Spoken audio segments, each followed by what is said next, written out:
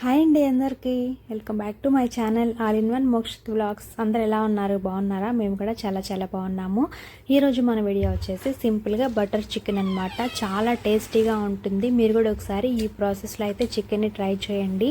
మంచి టేస్టీతో చాలా సింపుల్గా బ్యాచిలర్స్ కూడా చాలా ఈజీగా చేసుకోగలిగే బటర్ చికెన్ రెసిపీ అయితే నేను ఈ వీడియోలో చూపిస్తాను. ఇప్పుడైతే ఈ ప్రాసెస్ ఎలా చేసుకోవాలి సింపుల్గా అనేది అయితే ఈ వీడియోలో చూసేద్దాము. ఫస్ట్ టైం ఛానల్ని చూస్తున్న వాళ్ళైతే సబ్స్క్రైబ్ చేసుకోండి. అలాగే ఈ వీడియో కనుక మీకు నచ్చినట్టయితే ఒక లైక్ అయితే చేయండి. ఓకే, ఇప్పుడైతే ప్రాసెస్లోకి వెళ్ళిపోదాము. ఫస్ట్ అయితే నేను ఇక్కడ 1/2 kg చికెన్ అయితే తీసుకున్నాను అనమాట. ఈ 1/2 kg చికెన్ని ఒక 2 times అయితే వాష్ చేసి తీసుకోవాలి. నేనైతే ఇక్కడ 2 times వాష్ చేసి తీసుకున్నాను. చూసారు కదా, పీసెస్ అన్నీ వాష్ చేసేసాను అనమాట. నేనైతే కొంచెం పెద్ద పీసెస్తోనే చేస్తున్నాను. మీకు కావాలంటే కట్ చేసుకోవచ్చు అనమాట. నేను కట్ చేయకుండా డైరెక్ట్గానే చేసేస్తున్నాను. ఇప్పుడు స్టవ్ మీద ప్యాన్ పెట్టుకొని ప్యాన్లోకి కర్రీకి సరిపడినంత ఆయిల్ వేసుకోవాలి. అంటే హాఫ్ ఆయిల్ హాఫ్ బటర్ వేసుకోవాలన్నమాట. సో ఒక 2 spoons వరకు ఆయిల్ వేసుకొని ఒక 2 spoons వరకు బటర్ వేసుకోవాలన్నమాట. చూసారు కదా, ఇక్కడ నేను ఆయిల్ అలాగే బటర్ కూడా వేసాను. ఈ బటర్ కొంచెం కరిగేంత వరకు ఉంచుకోవాలి. తర్వాత దీంట్లోకి బిర్యానీకి మసాలాలన్నమాట. బిర్యానీ లీఫ్, అలాగే యాలుక, దాల్చిన చెక్క, షాజీరా, లవంగాలు ఇవన్నీ వేసుకోవాలి. ఇవి కొంచెం ఫ్రై అయిన తర్వాత ఇప్పుడు దీంట్లోకి సన్నగా కట్ చేసి పెట్టుకున్న ఒక ఆనియన్ అలాగే 2 పచ్చిమిర్చిని కూడా వేసుకొని ఫ్రై చేసుకోవాలి.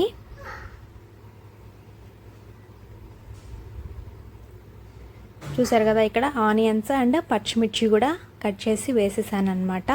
నేనైతే ఆనియన్స్ని ఇలా పొడవుగా కట్ చేసి వేస్తున్నాను. తర్వాత దీంట్లోకి కొంచెం కరివేపాకు కూడా వేసుకోవాలి.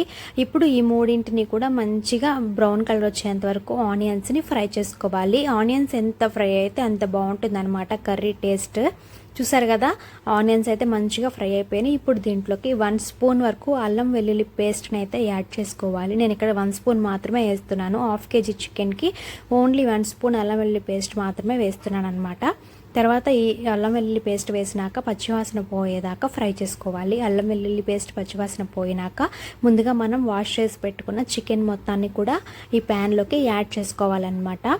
ఇలా యాడ్ చేసుకున్న తర్వాత ఈ చికెన్ని మంచిగా మిక్స్ చేసుకోవాలి. చూసారు కదా, ఇలా వీడియోలో చూపిస్తున్నట్టు చక్కగా మిక్స్ చేసేసుకొని ఆ అల్లం వెల్లుల్లి పేస్ట్ అంతా చికెన్కి పట్టేలాగా మిక్స్ చేసుకొని చికెన్ మీద మూత పెట్టేసి ఒక 10 minutes అయితే లో ఫ్లేమ్లో చికెన్ని ఉడికించుకోవాలన్నమాట. వాటర్ అంతా కూడా రిలీజ్ అవుతాయి కదా, అప్పటి వరకు చికెన్ని మంచిగా ఉడికించుకోవాలి. తర్వాత ఈ చికెన్లోకి ముందుగా మనం కట్ చేసి పెట్టుకున్న సన్నని టమాటో ముక్కలను అయితే యాడ్ చేసుకోవాలి. నేనైతే ఇక్కడ 1 tomato మాత్రమే వేస్తున్నాను. మీకు కావాలి అనుకుంటే 2 అయినా వేసుకోవచ్చు. ఇలా సన్నగా కట్ చేసుకొని 1 tomato వేసుకోవాలి. తర్వాత దీంట్లోకి కర్రీకి సరిపడా సాల్ట్ ఇప్పుడే వేసుకోవాలి. తర్వాత కొంచెం పసుపు కూడా వేసుకొని ఒకసారి మిక్స్ చేసుకొని ఈ టమాటోలు అనేవి మెత్తబడేంత వరకు కూడా మంచిగా వీటిని ఉడికించుకోవాలన్నమాట.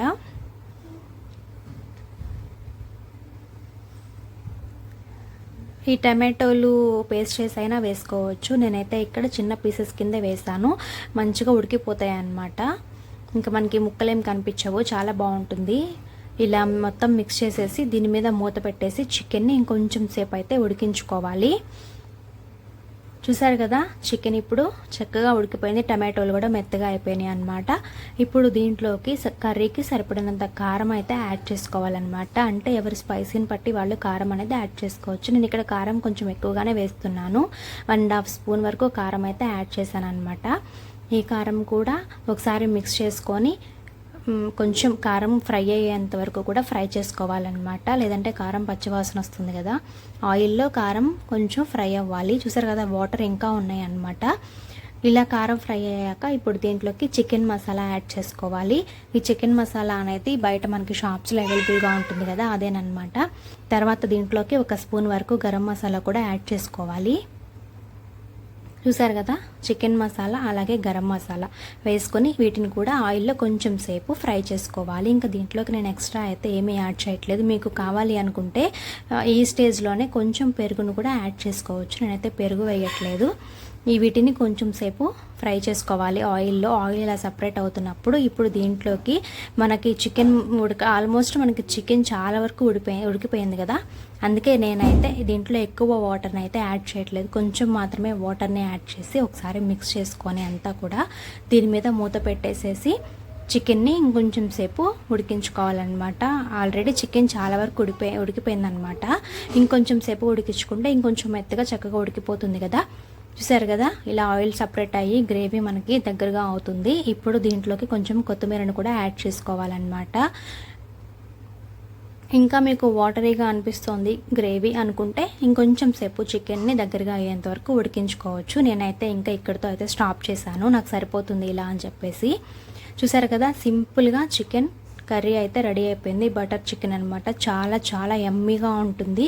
బ్యాచిలర్స్ అయినా ఈజీగా చేసేసుకోవచ్చు. ఇంకా ఇలా అయిపోయిన తర్వాత స్టవ్ అయితే ఆఫ్ చేసేసాను.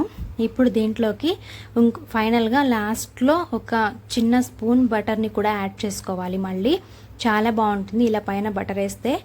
ఇదంతా ఒకసారి మిక్స్ చేసేసుకుంటే టేస్ట్ అయితే సూపర్ ఉంటుందండి. మీరు కూడా ఒకసారి ఈ ప్రాసెస్లో బటర్ చికెన్ అయితే ట్రై చేయండి. ఇంకా గ్రేవీగా కావాలి అనుకుంటే కొంచెం సేపు ఉంచుకోవచ్చు. ఈ వీడియో నచ్చినట్లయితే లైక్ చేసి ఛానల్ని సబ్స్క్రైబ్ చేసుకోండి. బాయ్.